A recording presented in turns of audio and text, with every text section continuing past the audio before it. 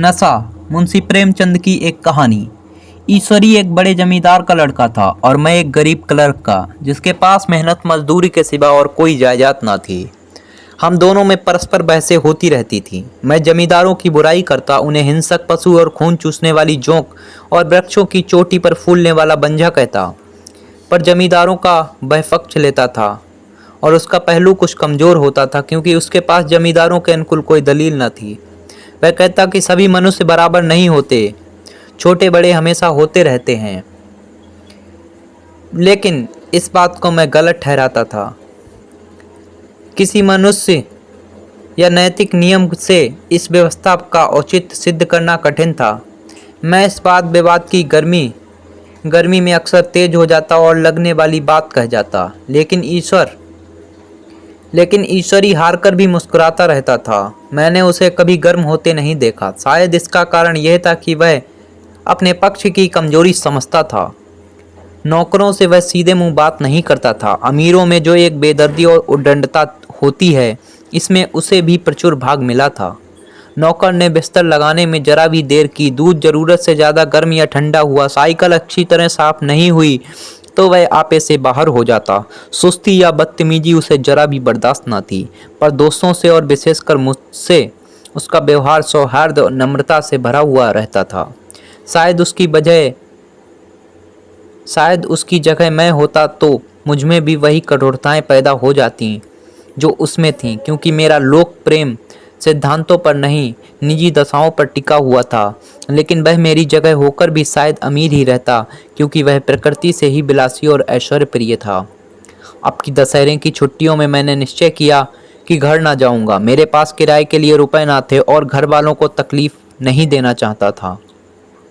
मैं जानता हूँ वे मुझे जो कुछ देते हैं वह उनकी हैसियत से बहुत ज़्यादा है। उसके साथ ही परीक्षा का ख्याल था। अभी बहुत कुछ पढ़ना है। बोर्डिंग हाउस में भूत की तरह अकेले पड़े रहने को भी जी नहीं चाहता था। इसलिए जब ईश्वरी ने मुझे अपने घर का न्योता दिया तो मैं बिना आग्रह से राजी हो गया। ईश्वरी के साथ परीक्षा की तैयारी खूब हो जाएगी। वह अमीर होकर भी मेहनती और ज़हीन है। इसके साथ ही कहा, लेकिन भाई एक बात का ख्याल रखना, वहाँ जमींदारों की निंदा नहीं करना, नहीं तो मामला बिगड़ जाएगा और मेरे घर वालों को बुरा लगेगा। वह लोग तो आदमियों पर इसी दावे से शासन करते हैं कि ईश्वर ने आदमियों को उनकी सेवा के लिए पैदा किया है। आदमी यही समझता है। अगर उसे सुझाव दिया जाए कि जमींदार और आदमी में कोई मौलिक भेद नहीं, तो जमींदार का कहीं पता ना लगे। मैंने कहा, तो क्या तुम समझते हो मैं वहाँ जाकर कुछ और हो जाऊँगा? हाँ, मैं तो यही समझता हूँ। तुम गलत समझते हो। ईश्वरी ने इसका कोई जवाब न दिया। कदाचित उसने इस मामले को मेरे विवेक पर छोड़ दिया, और बहुत अच्छा किया। अगर वह अपनी बात पर अड़ता तो मैं भी जिद पकड़ लेता। सेकंड क्लास तो क्या, मैं कभी इंटर क्लास में भी सफ़र ना किया था। अब की सेकंड क्लास में सफ़र का सौभाग्य प्राप्त हुआ। गाड़ी तो 9 बजे रात को आती थी, पर यात्रा के हर्ष में हम शाम को स्टेशन जा पहुँचे। कुछ देर इधर उधर सैर करने के बाद रिफ्रेशमेंट रूम में जाकर हम लोगों ने भोजन किया। मेरी वेशभूषा और रंग ढंग से पारखी खानसामों को ये पहचानने में देर न लगी कि मालिक कौन है और पिछलग्गू कौन। लेकिन ना जाने क्यों मुझे उनकी गुस्ताखी बुरी लग रही थी। पैसे ईश्वरी की जेब से गए। शायद मेरे पिता को जो वेतन मिलता है उससे ज़्यादा इन खानसामों को इनाम इकराम से मिल जाता हो। एक अठन्नी तो चलते समय ईश्वरी ही ने दी। फिर भी मैंने उन सबों से उसी तत्परता और विनय की अपेक्षा करता था जिससे ईश्वरी की सेवा कर रहे थे। ईश्वरी के हुक्म पर सबके सब दौड़ते हैं, लेकिन मैं कोई चीज़ मांगता हूँ तो उतना उत्साह नहीं दिखाते।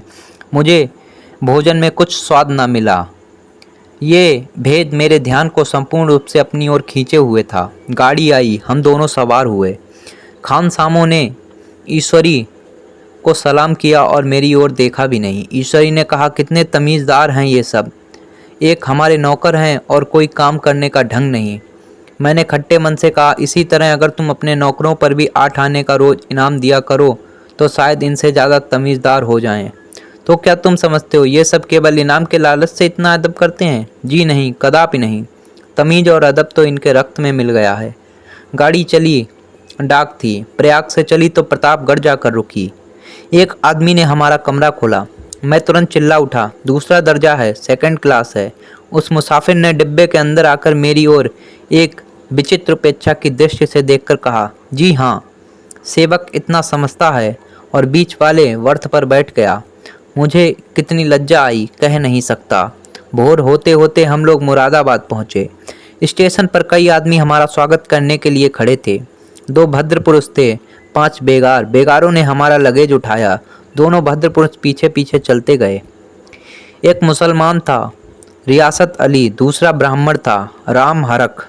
दोनों ने मेरी ओर अपरिचित नेत्रों से देखा, मानो कह रहे थे, तुम कौए होकर हंस के साथ कैसे। रियासत अली ने ईश्वरी से पूछा, बाबू साहब ये आपके साथ पढ़ते हैं? ईश्वरी ने जवाब दिया, हाँ, साथ में पढ़ते हैं और साथ रहते भी हैं। यूँ कहिए कि आप ही की बदौलत मैं इलाहाबाद पड़ा हुआ हूँ। नहीं, कब का लखनऊ चला गया होता। अब कि मैं इन्हें घसीट लाया। इनके घर से कई तार आ चुके थे, मगर मैंने इनकारी जवाब दिलवा दिए। आखिर तार तो अर्जेंट था, जिसकी फीस 4 आने प्रति शब्द है, पर यहाँ से उसका जवाब इनकारी ही गया। दोनों सज्जनों ने मेरी ओर चकित नेत्रों से देखा, आतंकित हो जाने की चेष्टा करते जान पड़े। रियासत अली ने अर्धशंका के स्वर में कहा, लेकिन आप बड़े सादे लिबास में रहते हैं। ईश्वरी ने शंका निवारण की, महात्मा गांधी के भक्त हैं साहब, खद्दर के सिवा कुछ नहीं पहनते, पुराने सारे कपड़े जला डाले। यूँ कहो कि राजा हैं, 2.5 लाख सालाना की रियासत है, पर आपकी सूरत देखो तो मालूम होता है अभी अनाथालय से पकड़कर आए हैं। राम हरक बोले, अमीरों का ऐसा स्वभाव बहुत कम देखने में आता है, कोई भांप ही नहीं सकता। रियासत अली ने समर्थन किया, आप महाराज चांगली को देखा होता तो दांतों तले उंगली दबाते। एक गाड़े की मिर्जई और चमरौदे जूते पहने बाजारों में घूमा करते थे। सुनते हैं एक बार बेगार में पकड़े गए थे और उन्हीं ने 10 लाख से कॉलेज खोल दिया। मैं मन में कटा जा रहा था, पर न जाने क्या बात थी कि यह सफ़ेद झूठ उस वक्त मेरे हास्यास्पद न जान पड़ा। उसके प्रत्येक वाक्य के साथ मानो मैं उस कल्पित वैभव के समीप तर आता जाता था। मैं सहजपार नहीं हूँ। हाँ, लड़कपन में कई बार लद्दू घोड़े पर सवार हुआ हूँ। यहाँ देखा तो 2 कला रास घोड़े हमारे लिए तैयार खड़े थे। मेरी तो जान ही निकल गई। सवार तो हुआ, पर बोटियाँ काँप रही थीं। मैंने चेहरे पर सिकन न पड़ने दिया, घोड़े को ईश्वरी के पीछे डाल दिया। खैरियत ये हुई कि ईश्वरी ने घोड़े को तेज न किया, वरना शायद मैं हाथ पैर तुड़वाकर लौटता। संभव है ईश्वरी ने समझ लिया हो कि ये कितने पानी में है। ईश्वरी का घर क्या था? किला था, इमामबाड़े का सा फाटक, द्वार पर पहरेदार टहलता हुआ, नौकरों का कोई हिसाब नहीं, एक हाथी बंधा हुआ। ईश्वरी ने अपने पिता, चाचा, ताऊ आदि सबसे मेरा परिचय कराया, और उसी अस्योक्त के साथ ऐसी हवा बांधी कि कुछ न पूछिए। नौकर चाकर ही नहीं, घर के लोग भी मेरा सम्मान करने लगे। देहात के जमींदार लाखों का मुनाफा, मगर पुलिस कांस्टेबल को अफसर समझने वाले कोई महाशय तो मुझे हुजूर हुजूर कहने लगे। जब जरा एकांत हुआ तो मैंने ईश्वरी से कहा, तुम बड़े शैतान हो यार, मेरी मिट्टी क्यों पलीत कर रहे हो? ईश्वरी ने दृढ़ मुस्कान के साथ कहा, इन गधों के सामने यही चाल जरूरी थी, वरना सीधे माओ बोलते भी नहीं। जरा देर के बाद नाई हमारे पांव दबाने आया। कुंवर लोग स्टेशन से आए हैं, थक गए होंगे। ईश्वरी ने मेरी ओर इशारा करके कहा, पहले कुंवर साहब के पांव दबाओ। मैं चारपाई पर लेटा हुआ था। मेरे जीवन में ऐसा शायद ही कभी हुआ कि किसी ने मेरे पांव दबाए हो। मैं इसे अमीरों के चोंचले रईसों का गधापन और बड़े आदमियों की मुठमर्दी और जाने क्या क्या कहकर ईश्वरी का परिहास किया करता, और आज मैं पोतड़ों का रईस बनने का स्वांग भर रहा था। इतने में 10 बज गए। पुरानी सभ्यता के लोग थे। नई रोशनी केवल पहाड़ की चोटी तक पहुंच पाई थी। अंदर से भोजन का बुलावा आया। हम स्नान करने चले गए। मैं हमेशा अपनी धोती खुद छांट लिया करता हूँ, मगर यहाँ मैंने ईश्वरी की भांति अपनी धोती भी छोड़ दी। अपने हाथों अपनी धोती छांटते शर्म आ रही थी। अंदर भोजन करने चले। हॉस्टल में जूते पहले मेज पर जा डटते थे, यहाँ पाँव धोना आवश्यक था। कहार पानी लिए खड़ा था। ईश्वरी ने पांव बढ़ा दिए, कहार ने उसके पांव धोए। मैंने भी पांव बढ़ा दिए, कहार ने मेरे पांव भी धोए। मेरा वह विचार न जाने कहाँ चला गया था। सोचा था वहाँ देहात के एकाग्र में होकर खूब पढ़ेंगे, पर यहाँ सारा दिन सैर सपाटे में कट जाता था। कहीं नदी के बजरे पर सैर कर रहे हैं, कहीं मछलियाँ या चिड़ियों का शिकार कर रहे हैं, कहीं पहलवानों की कुश्ती देख रहे हैं, कहीं शतरंज पर जमे हैं। ईश्वरी खूब अंडे मंगवाता और कमरे में स्टोव पर आमलेट बनाते। नौकरों का ये जत्था हमेशा घेरे रहता। अपने हाथ पांव हिलाने की कोई ज़रूरत नहीं, केवल जवान हिला देना काफ़ी है। नहाने बैठो तो आदमी नहलाने को हाजिर, लेटो तो आदमी पंखा डुलाने को खड़े हैं। मैं महात्मा गांधी का कुंवर चेला मशहूर था। भीतर से बाहर से मेरी थाक रहती। नाश्ते में जरा भी देर ना होने पाई, यहीं कहीं कुंवर साहब नाराज ना हो जाएं, बिछावन ठीक समय पर लग जाए। कुंवर साहब के सोने का समय आ गया। मैं ईश्वरी से भी ज़्यादा नाजुक दिमाग बन गया था, या बनने पर मजबूर किया गया था। ईश्वरी ने अपने हाथ से बिस्तर बिछा ले, लेकिन कुंवर मेहमान अपने हाथों से अपना बिछावन बिछा सकते हैं, उनकी महानता में बट्टा लग जाएगा। एक दिन सचमुच यही बात हो गई। ईश्वरी घर में था, शायद अपनी माता से कुछ बातचीत करने में देर हो गई। यहाँ 10 बज गए। मेरी आंखें नींद से झपक रही थीं, मगर बिस्तर कैसे लगाऊं? कुंवर जो ठहरा। कोई 11:30 बजे मेहरा आया। बड़ा मुंह लगा नौकर था। घर के धंधों में मेरा बिस्तर लगाने की उसे सुध ही नहीं रही। अब जो याद आई तो भागा हुआ आया। मैंने ऐसी डांट बताई कि उसने भी याद किया होगा। ईश्वरी ने मेरी डांट सुनकर बाहर निकला और बोला, तुमने बहुत अच्छा किया, ये सब हरामखोर इसी व्यवहार के योग्य हैं। इसी तरह ईश्वरी एक दिन एक जगह दावत में गया हुआ था। शाम हो गई, मगर लैंप मेज पर रखा हुआ था। दिया सलाई भी थी, लेकिन ईश्वरी खुद कभी लैंप नहीं जलाता था। फिर कुंवर साहब कैसे जलाएं?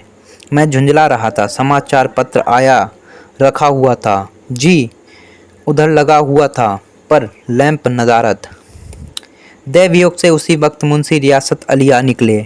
मैं उन्हीं पर उबल पड़ा। ऐसी फटकार बताई कि बेचारा उल्लू हो गया। तुम लोगों को इतनी भी फिक्र भी नहीं कि लैंप तो जलवा दो। मालूम नहीं ऐसे कामचोर आदमियों का यहाँ कैसे गुजारा होता है। मेरे यहाँ घंटे भर निर्वाह ना हो। रियासत अली ने कांपते हुए हाथों से लैंप जला दिया। वहाँ एक ठाकुर अक्सर आया करता था। कुछ मनचला आदमी था, महात्मा गांधी का परम भक्त। मुझे महात्मा जी का चेला समझकर मेरा बड़ा लिहाज करता था, पर मुझसे कुछ पूछते संकोच करता था। एक दिन मुझे अकेला देखकर आया और हाथ बांधकर बोला, सरकार तो गांधी बाबा के चेले हैं। लोग कहते हैं कि यहाँ सुराज हो जाएगा जो जमींदार ना रहेंगे। मैंने सान जमाई, जमींदारों के रहने की ज़रूरत ही क्या? ये लोग गरीबों का खून चूसने के सिवा और क्या करते हैं? ठाकुर ने फिर पूछा, तो क्यों सरकार, सब जमींदारों की ज़मीन छीन ली जाएगी? मैंने कहा, बहुत से लोग तो खुशी से दे देंगे, जो लोग खुशी से ना देंगे उनकी ज़मीन छीननी ही पड़ेगी। हम लोग तो तैयार बैठे हुए हैं, ज्यों ही स्वराज्य हुआ अपने इलाके के आदमियों के नाम हिब्बा कर देंगे। मैं कुर्सी पर पांव लटकाए बैठा था। ठाकुर मेरे पांव दबाने लगा, फिर बोला, आजकल जमींदार लोग बड़ा जुल्म करते हैं सरकार। हमें भी हुजूर अपने इलाके में थोड़ी सी ज़मीन दे दें तो चलकर वहीं सेवा में रहें। मैंने कहा, अभी तो मेरा कोई अख्तियार नहीं है भाई, लेकिन ज्यों ही अख्तियार मिला मैं सबसे पहले तुम्हें बुलाऊंगा। तुम्हें मोटर ड्राइवरी सिखाकर अपना ड्राइवर बना लूँगा। सुना उस दिन ठाकुर ने खूब भांग पी और अपनी स्त्री को खूब पिटा और गाँव के महाजन पर लड़ने को तैयार हो गया। छुट्टी इस तरह तमाम हुई और हम फिर प्रयाग चले। गांव के बहुत से लोग हम लोगों को पहुंचाने आए। ठाकुर तो हमारे साथ स्टेशन तक आया। मैंने भी अपना पाठ खूब सफाई से खेला और कुबेरोचित विनय और देवत्व की मोहर हरेक हृदय पर लगा दी। जी तो चाहता था कि हरेक नौकर को अच्छा इनाम दूं, लेकिन वह सामर्थ्य कहाँ थी। वापस टिकट था, केवल गाड़ी में बैठना था, पर गाड़ी आई तो ठसाठस भरी हुई। दुर्गा पूजा की छुट्टियां भोगकर सभी लोग लौट रहे थे। सेकंड क्लास में तिल रखने की जगह नहीं। इंटर क्लास की हालत उससे भी बदतर। ये आखिरी गाड़ी थी, किसी तरह रुक ना सकते थे। बड़ी मुश्किल से तीसरे दर्जे में जगह मिली। हमारे ऐश्वर्य ने वहाँ अपना रंग जमा लिया, मगर मुझे उसमें बैठना बुरा लग रहा था। आए थे आराम से, लेटे लेटे जा रहे हैं सिकुड़े हुए। पहलू बदलने की भी जगह ना थी। कई आदमियों पढ़े लिखे भी थे, वे आपस में अंग्रेजी राज्य की तारीफ कर रहे थे। एक महाशय बोले, ऐसा न्याय तो किसी राज्य में नहीं देखा। छोटे बड़े सब बराबर। राजा भी किसी पर अन्याय करे तो अदालत उसकी गर्दन दबा देती है। दूसरे सज्जन ने समर्थक किया, अरे साहब, आप खुद बादशाह पर दावा कर सकते हैं, अदालत में बादशाह पर डिग्री हो जाती। एक आदमी जिसकी पीठ पर बड़ा गट्ठर बंधा हुआ कलकत्ते जा रहा था, वह कहीं गठरी रखने की जगह ना मिलती थी, पीठ पर बंधे हुए था। इससे बेचैन होकर बार बार द्वार पर खड़ा हो जाता। मैं द्वार के पास ही बैठा हुआ था। उसका बार बार आकर मेरे मुंह को अपनी गठरी से रगड़ना मुझे बहुत बुरा लग रहा था। एक तो हवा यूं ही कम थी, दूसरे उस गवार का आकर मेरे मुंह पर खड़ा हो जाना मानो मेरा गला दबाना था। मैं कुछ देर तक जब्त किए बैठा रहा। एकाएक मुझे क्रोध आ गया। मैंने उसे पकड़कर पीछे ठेल दिया और 2 तमाचे जोर जोर से लगाए। उसने आंखें निकालकर कहा, क्यों मारते हो बाबूजी, हमने भी किराया दिया है। मैंने उठकर 2-3 तमाचे जड़ दिए। गाड़ी में तूफान आ गया। चारों ओर मुझ पर बौछार पड़ने लगी। अगर इतने नाजुक मिजाज हो तो अव्वल दर्जे में क्यों नहीं बैठे? कोई बड़ा आदमी होगा तो अपने घर का होगा। मुझे इस तरह मारते तो दिखा देता। क्या कसूर किया था बेचारे ने? गाड़ी में सांस लेने की जगह नहीं, खिड़की पर जड़ा सांस लेने खड़ा हो गया तो उस पर इतना क्रोध? अमीर होकर क्या आदमी अपनी इंसानियत बिल्कुल खो देता है? ये भी अंग्रेजी राज्य है जिसका आप बखान कर रहे थे। एक ग्रामीण बोला, दफ्तरन माँ घुसिन तो पावत नहीं, उस पर इतना मिजाज। ईश्वरी ने अंग्रेजी में कहा, what an idiot you are Veer, तुम कितने मूर्ख हो। और मेरा नशा अब कुछ कुछ उतरता हुआ मालूम होता था। धन्यवाद।